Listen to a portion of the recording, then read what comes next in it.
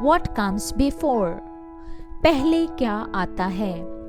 Dear kids, प्यारे बच्चों, now we learn to write the letter which comes before the given letters. अब हम दिए गए हरूफ से पहले आने वाला हर्फ लिखना सीखते हैं. What comes before B? First we say A, then B. A, B. A comes before B. So we write here A. What comes before E?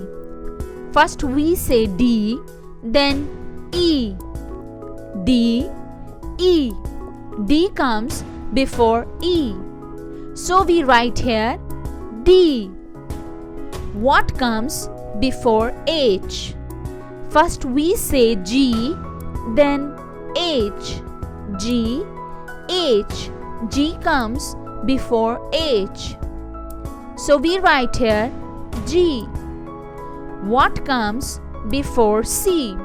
First we say B, then C. B, C. B comes before C. So we write here B. What comes before F?